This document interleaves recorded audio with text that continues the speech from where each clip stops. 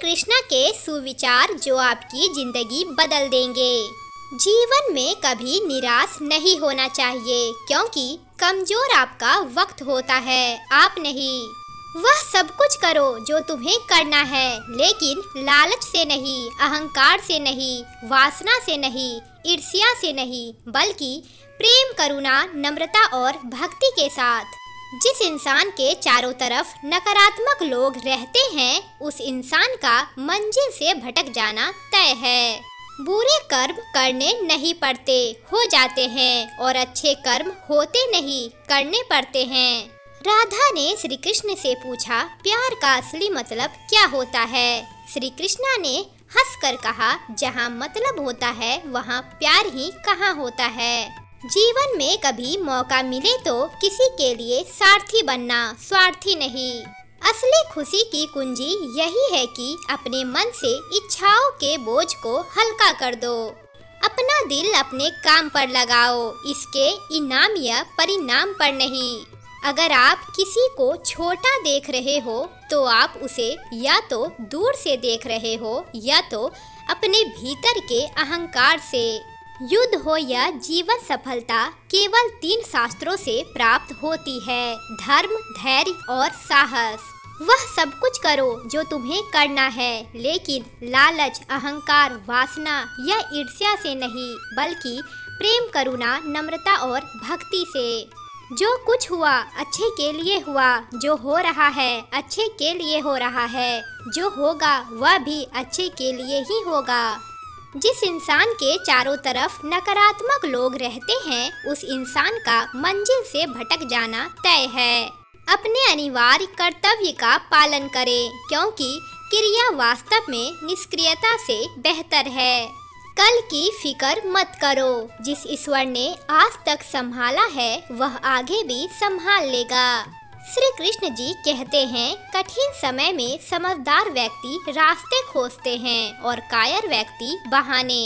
हे कृष्णा, तेरे सिवा कहाँ मिलता है कोई समझाने वाला? जो भी मिलता है बस समझा कर ही चला जाता है। श्री कृष्ण कहते हैं, अगर तुम्हें किसी ने दुख दिया है तो बुरा मत मानना, क्योंकि लोग उसी पेड़ पर पत्थर मारते हैं जिस पेड़ पर ज्यादा मीठे फल होते हैं। अहंकार तब उत्पन्न होता है जब हम भूल जाते हैं कि प्रशंसा हमारी नहीं, हमारे गुणों की जा रही है। जो मन को नियंत्रित नहीं करते, मन उन्हें नियंत्रित कर लेता है और उनके लिए वह शत्रु के समान कार्य करता है। मृत्यु अटल सत्य है। भगवान कृष्ण गीता में कहते हैं, जिसका जन्म हुआ है उसकी मृत्यु भी निश्चित है, इसलिए इसे लेकर शोक करना व्यर्थ है। कुछ लोगों में बिना वजह संदेह या शक करने की आदत होती है। ऐसे लोग कभी खुश नहीं रह पाते हैं। साथ ही इस आदत से रिश्तों में प्यार और भरोसा दोनों ही खत्म हो जाते हैं।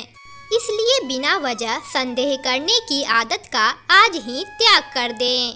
ईश्वर आपको हर समस्या से निकाल सकते हैं, इसलिए हमेशा अपने ईश्वर को याद करें। गीता में कहा गया है कि जो व्यक्ति ईश्वर को याद करते हुए अपने प्राण का त्याग करता है, उसे सीधा भगवान का धाम मिलता है। अगर आप बुद्धिमान हैं तो इसे नेक काम में खर्च करें। बुद्धिमान होकर चापलूसी करने या किसी प्रकार का षड्यंत्र रचने के बजाय निस्वार्थ भाव से समाज की भलाई करें। इससे आत्मसंतुष्टि होगी और समाज में आपका मान सम्मान भी बढ़ेगा।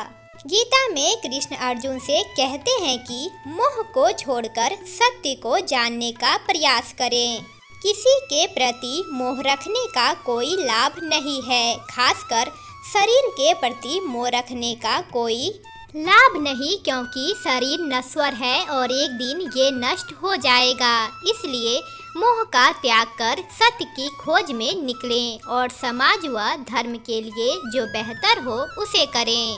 व्यक्ति में वासना, गुस्सा और लालच ये 3 प्रकार के अवगुण हैं जो सीधे नरक के द्वार पर ले जाते हैं। इसलिए इसका त्याग करें। इन अवगुण का त्याग कर आप सुखी जीवन को व्यतीत कर सकते हैं। आत्मा ना जन्म लेती है ना मरती है, ना ही इसे जलाया जा सकता है, ना ही पानी से गीला किया जा सकता है। आत्मा अमर और अविनाशी है। जैसे तेल समाप्त हो जाने पर दीपक बुझ जाता है, उसी प्रकार कर्म के क्षीण हो जाने पर भाग्य भी नष्ट हो जाता है। दुनिया को बदलने का नहीं बल्कि खुद को बदलने का प्रयास करें, क्योंकि उस परिवर्तन में आपके आसपास की दुनिया भी बदल जाएगी। किससे कब और कितना बोलना है, अगर तुमने यह समझ लिया तो तुम अपनी जिंदगी के सार्थक बन चुके हो।